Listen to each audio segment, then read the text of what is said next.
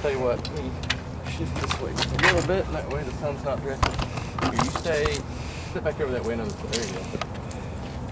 I don't want the sun shining directly from behind your head. Yeah, it's on my ear hairs blow. I will say it's definitely not usually very flattering. So. You're here maybe one Yeah, of we've learned that trick over time. No overhead lights and nothing from behind. Takes 10 years off of you. There you go. All right, well, make sure you're comfy there. I'm going to be talking to you right about here. All righty. And then you're ignore everything else if you can. I will. All right. First off, easiest question. Name and how to spell it. Michael Roselle. M-I-K-E-R-O-S-C-L-L-E. I go by the name Mike. Okay, where are you from? I live in Rock Creek, West Virginia, in Raleigh County. Talk to me a little bit about some of the issues you guys have in mind. Well, the main issue we have is they're blasting over 5 million tons of high explosives in the tops of these mountains at the headwaters of the Appalachians.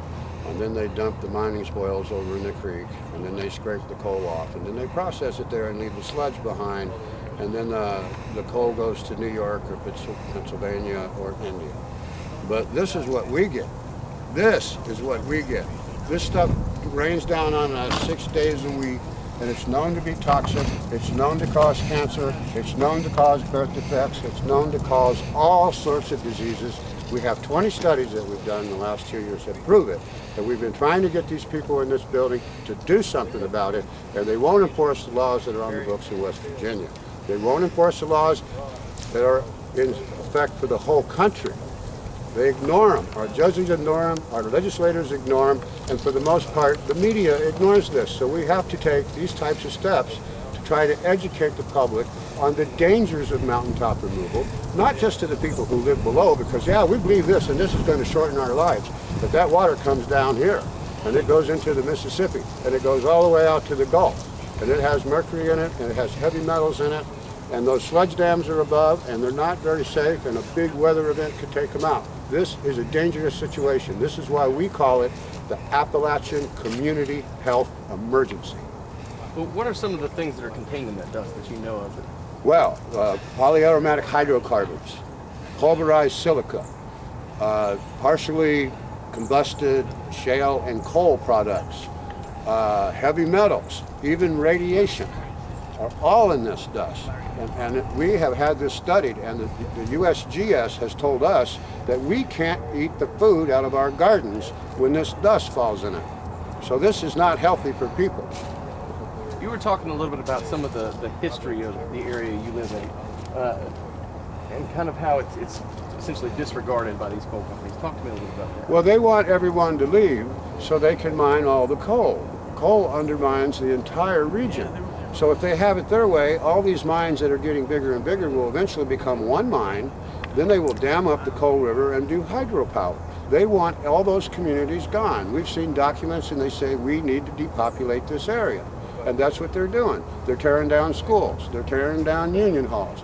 They're tearing down churches, and they're bulldozing cemeteries. No one will ever know that any Appalachians ever lived up there when they're done.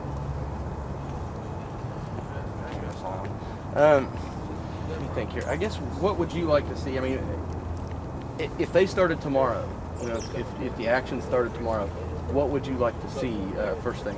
First, we want a moratorium on the blasting. They can continue mining, no new blasting permits until the U.S. government does a real study and confirms what all these other studies have shown. And if they can come back to us and say, yes, this is poison, yes, this is killing you, yes, we're going to still do it, well, we'll cross that bridge when we come to it. But we think that at some point they've got to come to their senses. We've done 2 years of studies. We've knocked on every door in the Coal River Valley. We've taken over 500 hair samples there. We took 500 more in Pocahontas County, where they don't have strip mining. And the difference in mortality, sickness, birth defects, lung diseases is astronomical. And you can look it up on the AIC website if you want to find all the documentation, the footnotes, and all the summaries of these studies that have been done by medical universities, and they're peer-reviewed. I'm trying to think of anything else to ask you while I got you. Is there anything else that I haven't prodded from you might want to say? Well, I think that mountaintop removal already is illegal. We don't even need a new law. But if they want to tell us that it's legal to poison us with this dust, then let's hear it from them. And let's them go up there and breathe it themselves. That's what I have to say. And we're not leaving until we get some kind of an answer.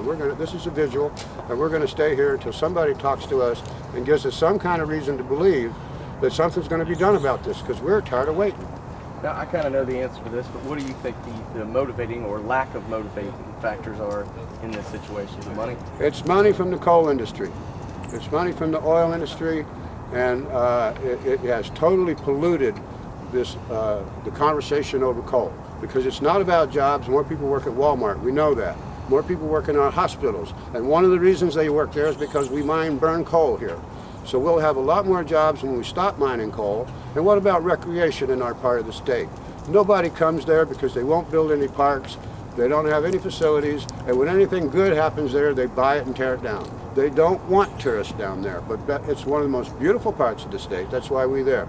And you know, they may have ruined a good portion of it, but what's left is worth saving, and the people who live there are worth saving.